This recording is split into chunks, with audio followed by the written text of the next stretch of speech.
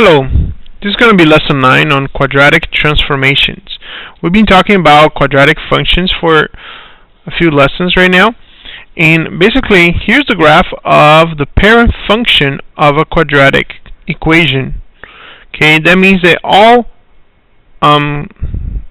quadratic functions derive from the parent function. Basically, to get the other functions, we just modify this parent functions. For example, let's say I have here a little overhead, and I'm going to graph my parent function. And basically what I mean by transformation is that we're going to move this graph up or down the y-axis. Okay, we're going to talk about how when it gets narrower, when it gets wider.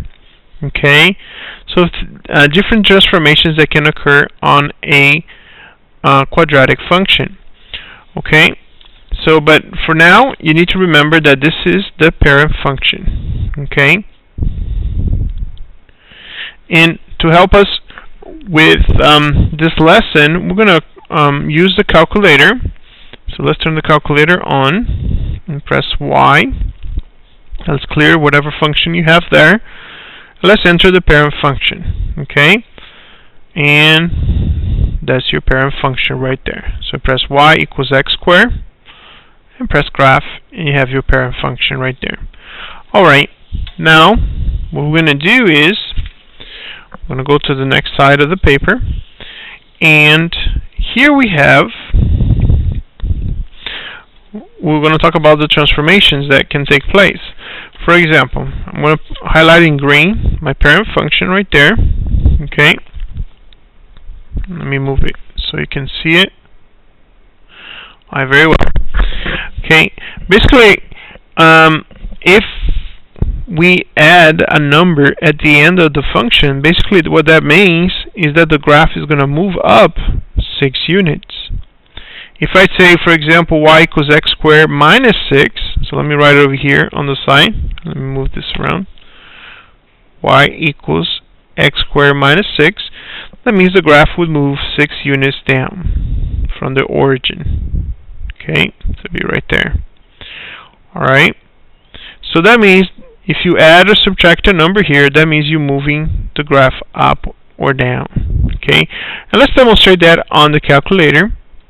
Okay, here we're going to press x squared, that's our parent function. Okay, on y2, we're going to enter x squared minus 6. Let's observe what happens. So here's my parent function, and what happened to the y minus 6? It was shift down 6 units. And if I change that minus to a positive, so that means the graph is going to go up 6 units. Let's see it. And there you go. You went up 6 units. Okay. All right. Now let's talk about reflection. Okay. If I were to put a negative right there in front of the x squared, so let me erase that y right there. Give you some space. And let's say I put a negative right there. Basically, what that does is the negative flips the graph, or reflects the graph over the x-axis. So that means it turns upside down. So that would be my graph, negative x squared. Now if I add the negative 6, that means I'm going to move down 6 units down. So let's look that on the calculator.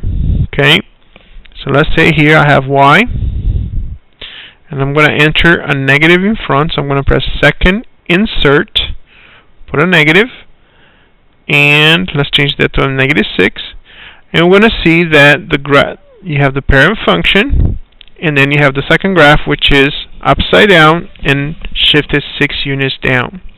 So that's what the negative does in front of the x squared.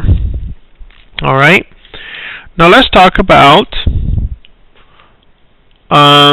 more in detail about the number in front of the x squared, which, by the way, let me pull this to view. Okay. By the way, the number in front of the x squared is called the coefficient. So the coefficient of x squared is the number in front of the x squared. So what is the coefficient here? is 2. What is the coefficient here? Is a 5. And by the way, it's missing a 2 there. What's the coefficient here? 1. Here, 1/4.